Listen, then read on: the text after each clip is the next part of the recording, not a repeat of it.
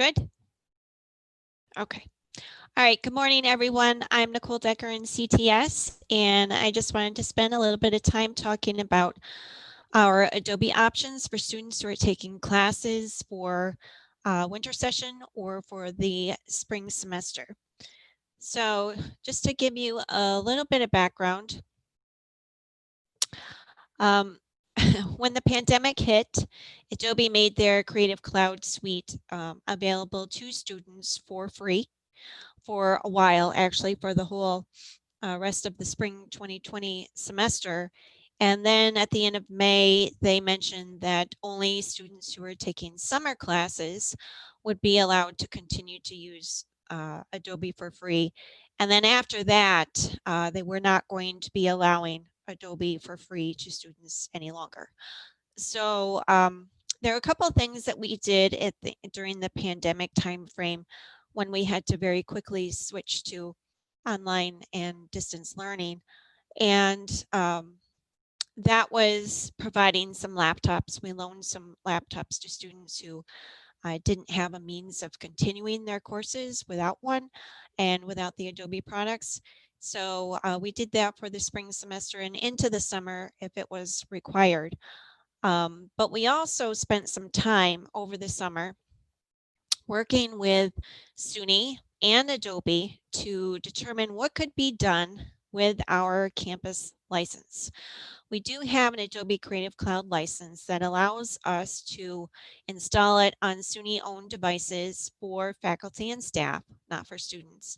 And we have a shared device license that allows the software to be installed in computer labs so that multiple students can use the same computer with the same license. That's our typical license before the pandemic hit. So we worked with SUNY and Adobe and actually spent quite a bit of time in webinars trying to understand what our options were. You may be or know that some SUNY schools allowed remote access into their computer labs to allow students to continue to use the software. However, Adobe mentioned that is not within the terms and conditions of the licenses. And the only way that's possible is if they have what's called a named user license. So there are two types of licenses. A shared device license, which I mentioned, covers the devices in the computer labs. And then for faculty and staff, we have name licenses, meaning you have to log into the software on your device in order to be able to use it. So through the workings with SUNY and Adobe, they did allow campuses to take a certain percentage of their faculty staff licenses and convert them over to student licenses. So we did some evaluation of the usage of our licenses and made that revision to allow temporary use of some student name licenses. So that's how we entered into the fall semester.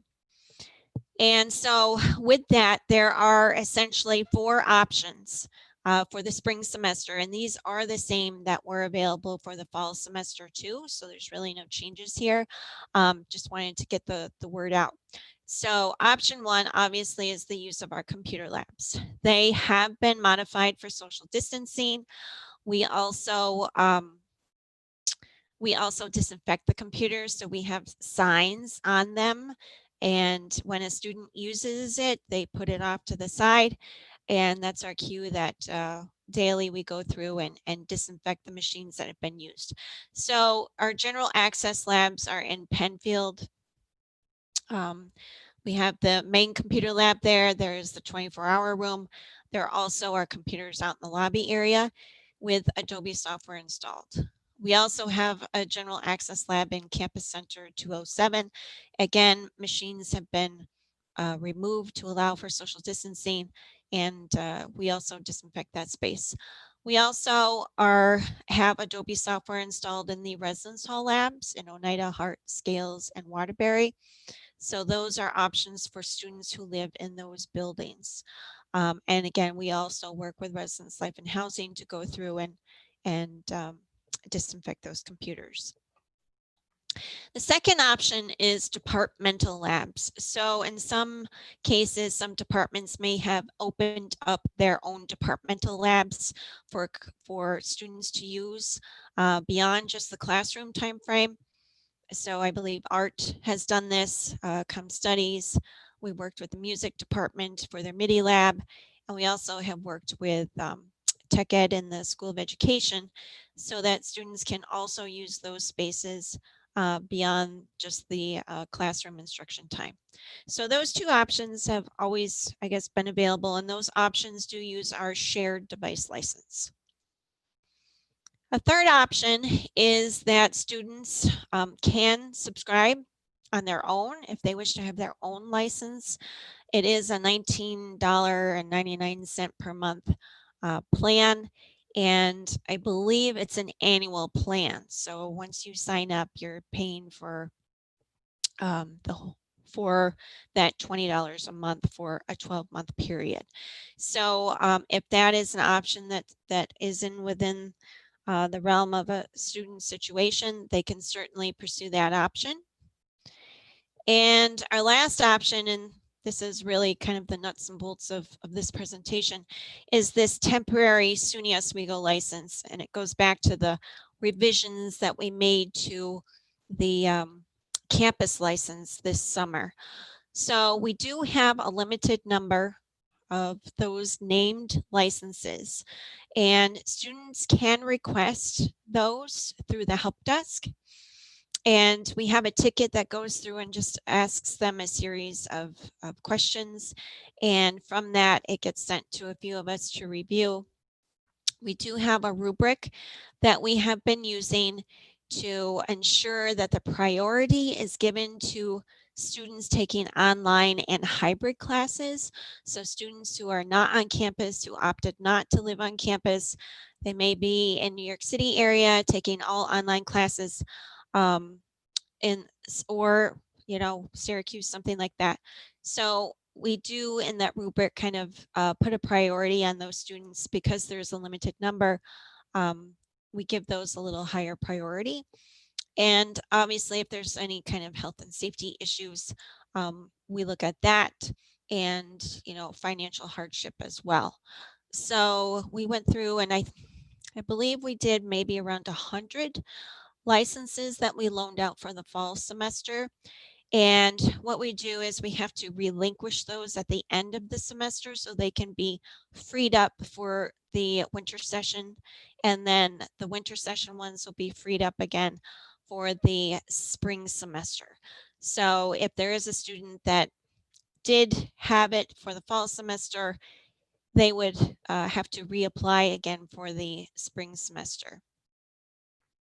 So that is an option. Now with the named user license, they can install the software without having to pay that subscription fee. It's a license through the campus. So they would just download the Adobe Creative Cloud application, log in with their SUNY Oswego email address and password, and then they would have access to the Creative Suite applications to install.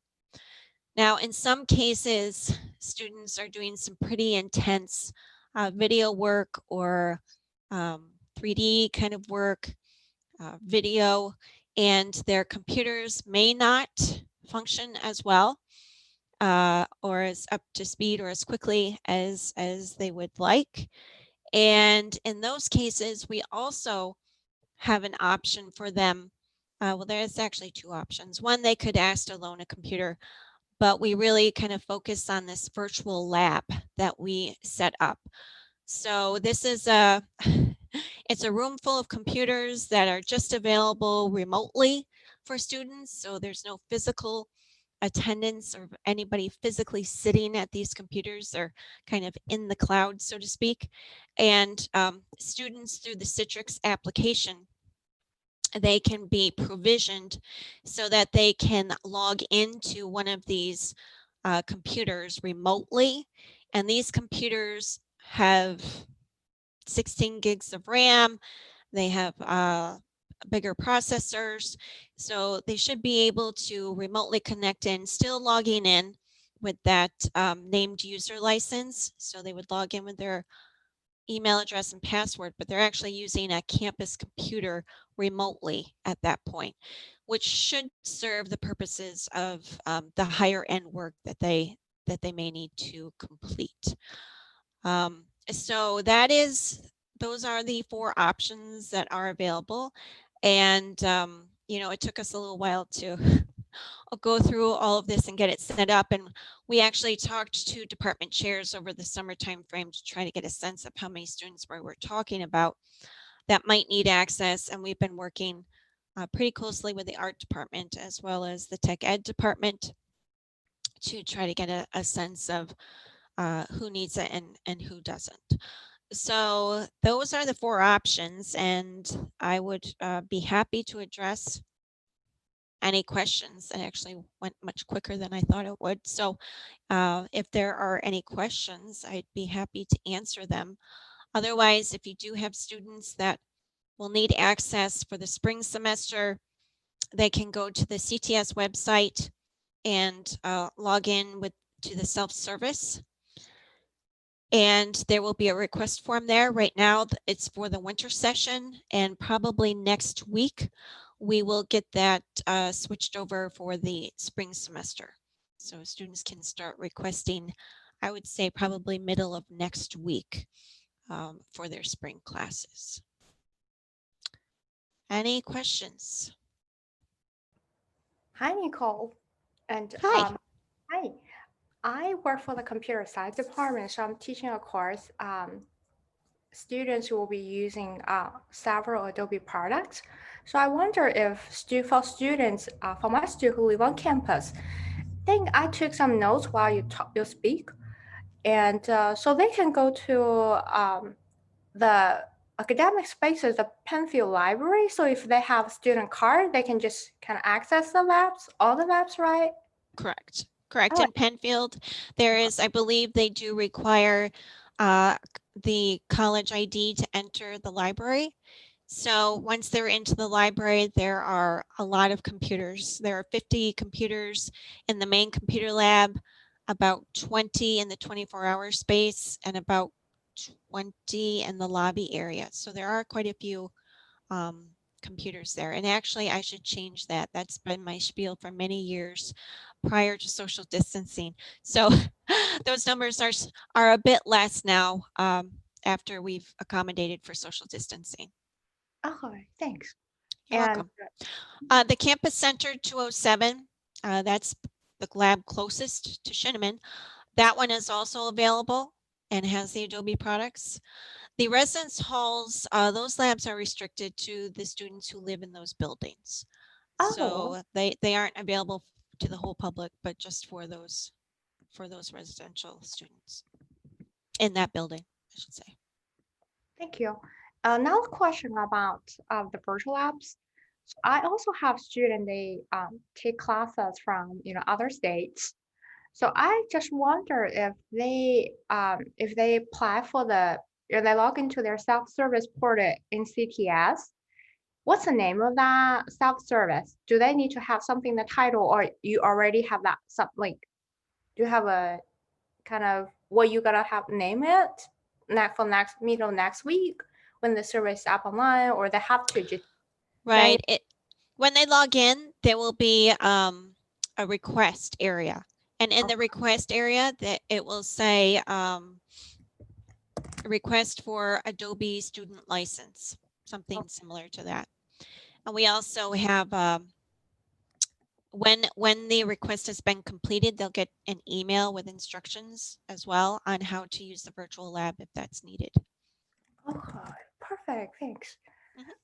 So how likely will students being like a request be approved?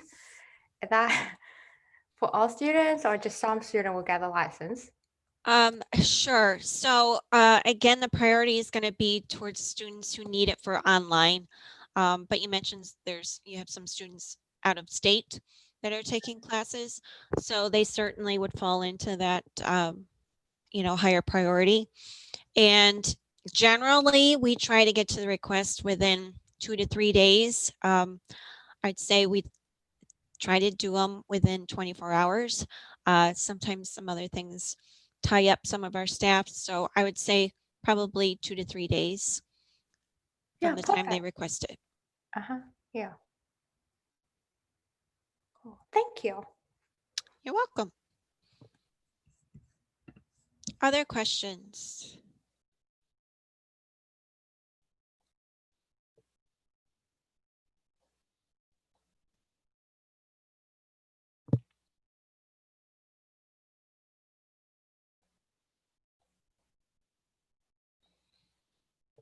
I would also just mention that on the lines of the virtual lab, we also have just a regular lab that does not have all the Adobe products installed, but does have the Microsoft Office software suite installed, which I know has been beneficial for the computer science department because some students have Chromebooks, which don't align with the curriculum of actually having the Office 2016 software installed on their computers.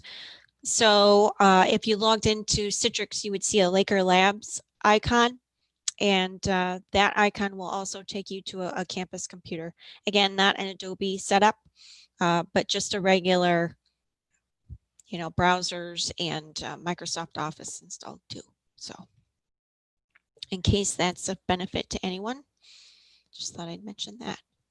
Very cool. I just thought like I left a question, and you mentioned that students can check out computer, right? So if my student want to check out personal lap, like a laptop, where should I go? Should I just go to CTS help desk or? There is an online form for Uh-huh. that. And again, on the CTS website, right at the very top, there is a teaching here, teaching remotely, learning remotely. And if you go to the learning remotely section for students, there's a support link, and it will have the form there that they can fill out. Perfect, thanks. Mhm. We will try to work with them to see if any of the virtual options would work first before loaning out the computers, especially if they're remote, because there's shipping costs incurred in regards to shipping out computers.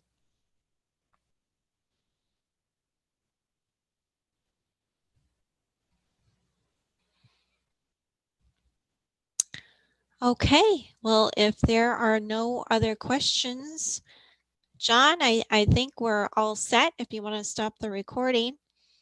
And if you have any other questions that you think of later on, my email address is just nicole.decker@oswego.edu. Thank you.